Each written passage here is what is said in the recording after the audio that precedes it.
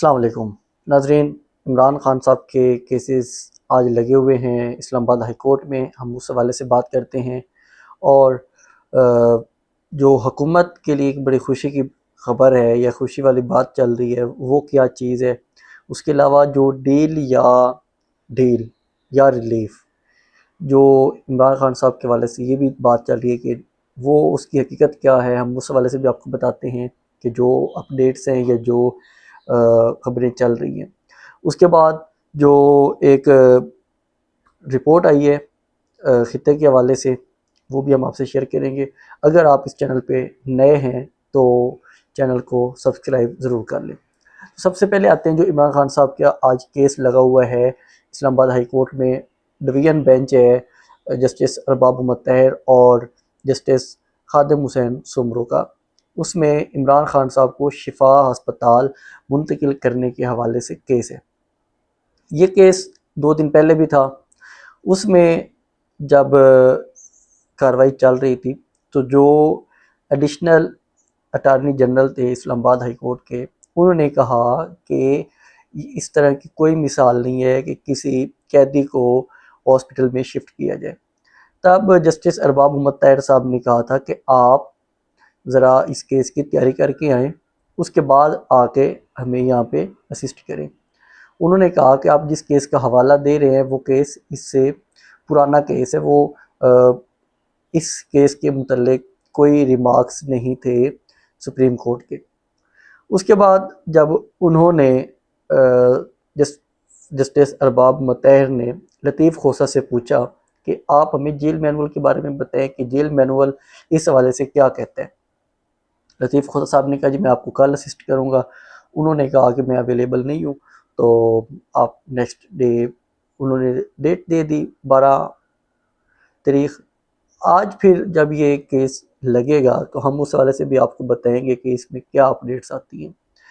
کیونکہ یہاں پہ کچھ ایسا نظر نہیں آ رہا کہ یہ جو ججز ہیں یہ اپنی مرضی سے کوئی ڈیٹ دے دیں یا وہ کہیں کہ آپ ٹھیک ہے انہیں شفٹ کریں شفا ہاسپٹل، کیونکہ ایک تو جائی صاحب 27ویں ترمیم کے بعد آئے ہوئے ہیں، وہ بھی بینیفیشری ہیں اس سسٹم کے۔ اس کے علاوہ جو جسٹس ارباب محمد طاہر صاحب ہیں وہ بھی اس سسٹم کو کافی ڈیلیور کر رہے ہیں، تو ہمیں نہیں لگتا کہ یہ کوئی یہاں سے ریلیف ملنے والا ہے۔ جو دوسری سائڈ پہ بات چل رہی ہے ڈیل کے حوالے سے، اس میں بھی یہی بات ہو رہی ہے کہ عمران خان صاحب کی کسی اعلیٰ عسکری شخصیت سے ملاقات ہوئی ہے اور اس میں کافی سارے معاملات حل کر لیے گئے ہیں، جس کی ابھی تک کوئی بھی نہ تو کنفرمیشن ہوئی ہے اور نہ ہی کوئی اثرات نظر آ رہے ہیں کہ عمران خان صاحب سے ملاقات ہونے کے بعد یہ چیزیں نارملائز ہو گئی ہیں، کیونکہ نہ تو یہ پچھلے منگل کو جو ابھی منگل گزرا ہے نہ علیمہ خان صاحب کی ملاقات ہوئی ہے، نہ نورین نیازی کی ملاقات ہوئی ہے، مطلب کہ فیملی کی کوئی ملاقات نہیں ہو رہی، وکلاء کی کوئی ملاقات نہیں ہو رہی، اور نہ ہی ان کی کوئی ڈاکٹر سے ملاقات ہوئی ہے جو ان کے ذاتی ڈاکٹرز ہیں، وہ تو کوئی سیاسی نہ بیان دیتے ہیں نہ کچھ کرتے ہیں، ان کی بھی ملاقات نہیں ہو رہی۔ تو یہاں سے لگ رہا ہے کہ یہ صرف ایک افواہ چھوڑی گئی ہے تاکہ یہ جو ایک ماحول بن رہا ہوتا ہے پروٹیسٹ کا اس کو ختم کیا جائے اور اس سائڈ پہ نہ لے کے آئیں کہ عمران خان صاحب کی جو ایک تحریک کی ہے اس کو ڈیمیج کرنے کی کوشش ہو سکتی ہے۔ اس کے علاوہ جو اگر ڈیل ہوتی تو کم از کم عمران خان صاحب کو شفا ہاسپٹل شفٹ کر دیا جاتا۔ اب کچھ اطلاعات یہ بھی آ رہی ہیں کہ کہا گیا ہے کہ ہم شفا ہاسپٹل شفٹ کر دیتے ہیں خان صاحب کو، لیکن وہاں پہ جو ہم کہیں گے فیملی ممبر صرف وہ مل سکیں گے، وکلاء کو بھی ملنے کی اجازت دے دی جائے گی اور ڈاکٹرز بھی آپ کے اویلیبل کر دیں گے، لیکن وہاں پہ نہ کوئی جلسہ جلوس ہو، مطلب کہ عوام کا اکٹھ نہیں ہونا چاہیے، بیر عوام کا رش نہ لگا ہو، تو پھر ہم اس حوالے سے ہم اجازت دے سکتے ہیں خان صاحب کا علاج کروانے کے لیے۔ جو دوسری وجہ ہے جس سے لگتا ہے کہ ڈیل نہیں ہو رہی، وہ یہ کل ایک کیس تھا اسلام آباد ہائی کورٹ میں، سزا معطلی کیس۔ اس میں سلمان صفدر صاحب نے کہا کہ میرے جو موکل ہیں وہ کہتے ہیں عمران خان صاحب کہ میڈیکل گراؤنڈ پہ میری کوئی بھی درخواست آگے نہ چلائی جائے۔ حالانکہ ان کی فیملیز عظمیٰ خان صاحبہ وہ درخواست دے چکی ہیں کہ میڈیکل گراؤنڈ پہ خان صاحب کو باہر نکالا جائے یا انہیں شفٹ کیا جائے۔ انہوں نے کہا کہ میرے جو موکل ہیں وہ کہہ رہے ہیں کہ مجھے کوئی ضرورت نہیں ہے کہ آپ میڈیکل گراؤنڈ پہ باہر نکالیں، اور نہ ہی میں یہاں پہ کوئی میڈیکل گراؤنڈ پہ دلیل دوں گا۔ اگر کوئی ڈیل والی بات ہوتی تو سب سے آسان راستہ جو ہے نا ہمارے ملک میں جو سیاستدان نکالتے ہیں، وہ بیمار ہو کے باہر چلے جاتے ہیں، یا تو پھر وہ لندن چلے جاتے ہیں، یا پھر ہاسپٹلس میں چلے جاتے ہیں، یا پھر اپنی عیاشی کی زندگی وہاں پہ گزارتے ہیں۔ یہ سب سے ایک آسان ڈیل کا راستہ ہوتا ہے جو ابھی خان صاحب نے بالکل ختم کر دیا ہے، اور یہ سسٹم چاہتا بھی یہی ہے کہ خان صاحب کسی نہ کسی طرح کوئی نہ کوئی ڈیل کر کے یا کچھ نہ کچھ کر کے باہر آ جائیں، تاکہ ہم عوام کو کہہ سکیں دیکھیں جی خان صاحب نے ڈیل کر لی ہے، آپ تو کہتے ہیں ہمارا لیڈر بڑا دلیر ہے یا اس طرح ہے، یہ تو خود ڈیل کر کے باہر آ گئے۔ تو خان صاحب اس ڈیل سے باز رہنا چاہتے ہیں، وہ ڈیل کرنا نہیں چاہتے، نہ اس سسٹم کے ساتھ نہ اس اسٹیبلشمنٹ کے ساتھ۔ وہ کہتے ہیں کہ میں اپنا حق لوں گا اور ایک سرخرو ہو کے باہر آؤں گا، لیکن مشکل ہے۔ کیوں خوش ہے ساری اس معاملے میں؟ حکومت اس وجہ سے خوش ہے، یہ جو بھی ایک پورے خطے کی صورتحال چل رہی ہے، ایک جنگی صورتحال ہے، حکومت اس وجہ سے خوش ہے کہ جب سے یہ سچویشن چلی ہے عوام کی ڈائریکشن چینج ہو گئی ہے۔ عوام عمران خان صاحب کے بارے میں بات نہیں کر رہی، ان کی جو بات ہے وہ دب جاتی ہے۔ یہ جو بھی خطے میں صورتحال چل رہی ہے، اٹیکس ہوتے ہیں ایران کے، یا جو امریکہ اٹیک کر رہا ہے ایران کے اوپر، یا اسرائیل کے اندر جو نقصان ہو رہا ہے، سارا فوکس عوام کا چلا جاتا ہے اس سائڈ پہ۔ اس میں حکومت کو ہو رہا ہے فائدہ۔ حکومت کے لیے تو یہ وہ تو چاہے گی کہ بھئی یہ جنگ لمبی چلتی رہے، ان کے اپنے کھانچے بھی لگ رہے ہیں، انہوں نے پیٹرول ڈیزل جو آئل کی قیمتیں تھی وہ اتنی زیادہ بڑھا دی ہیں کہ جو غریبوں کی پہنچ سے باہر ہو گیا ہے۔ اس کے علاوہ جب انٹرنیشنل مارکیٹ میں پیٹرول کے ریٹ کم ہوئے، انہوں نے کم نہیں کیے، جب بڑھا ہے صرف تھوڑا سا اثرات نظر آئے ہیں کہ بڑھنے لگا ہے تو انہوں نے فوراً سے زیادہ ریٹ کر دیے۔ تو یہ حکومت تو چاہے گی کہ کسی بھی طرح یہ جنگ ختم نہ ہو، کیونکہ جو عمران خان صاحب ہے اس سے فوکس ہٹ کے عوام کا فوکس دوسری طرف چلا گیا ہے۔ اور اس خطے کی صورتحال پہ میں آتا ہوں تو وہاں پہ جو ایک سچویشن چل رہی ہے، جو امریکہ نے اٹیک کیا تھا ایران کے اوپر، اس کے حوالے سے نیوز آئی ہیں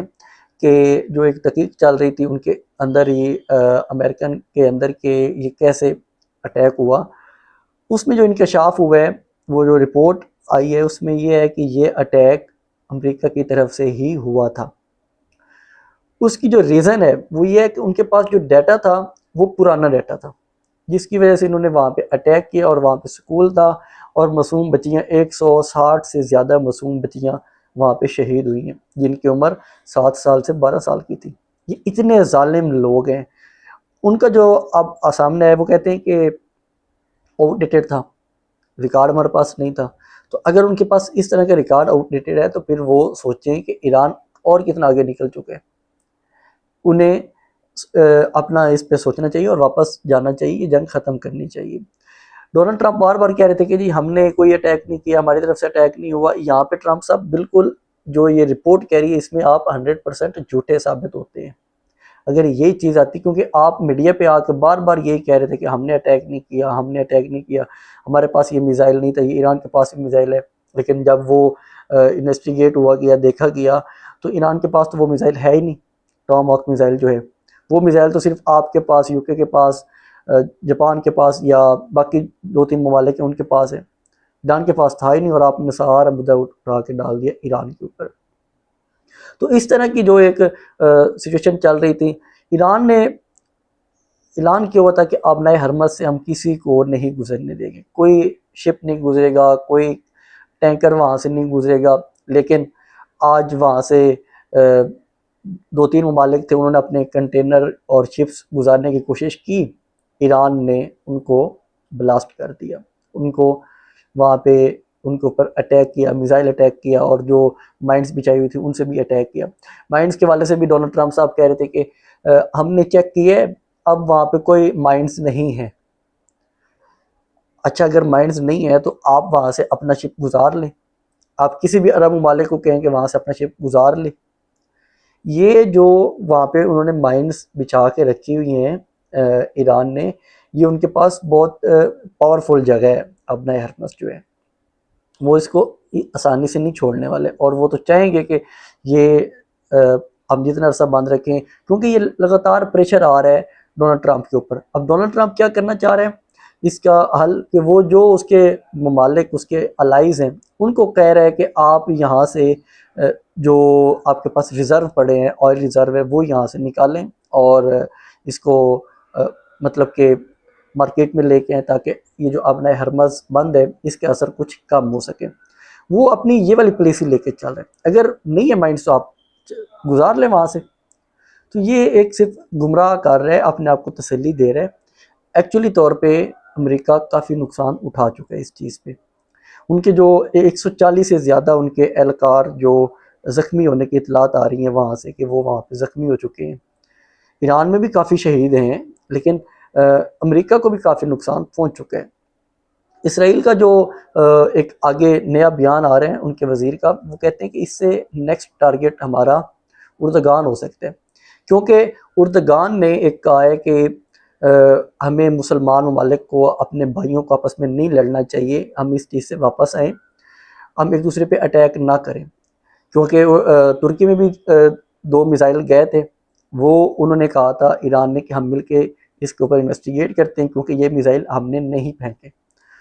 تو وہاں پہ جب یہ چیز ہو رہی ہے تو اسرائیل کہتا ہے کہ ہمارا نیکسٹ ٹارگٹ ہو سکتا ہے یہ جو اتحاد بن رہا ہے شیعہ سنی کا، یہ بھی ہمارا نیکسٹ ٹارگٹ اردگان بھی ہو سکتا ہے۔ تو یہاں مسلمان ممالک کو سوچنا چاہیے کہ یہ کس طرح یہ لوگ ایک شیعہ سنی کا فساد کروانے کے لیے انویسٹ کرتے ہیں، اور پھر ہمارے مسلمان جو لڑائیاں شروع کر لیتے ہیں، شیعہ سنی فساد ہو جاتا ہے۔ تو اس میں سوچنا چاہیے کہ یہ دشمنوں کی ایک چال ہے۔ تو اس کے ساتھ ہی مجھے اجازت دیں، مزید جو آج خان صاحب کے کیسز کے حوالے سے اپڈیٹس ہوں گی ہم آپ سے وہ بھی شیئر کریں گے۔ اللہ حافظ۔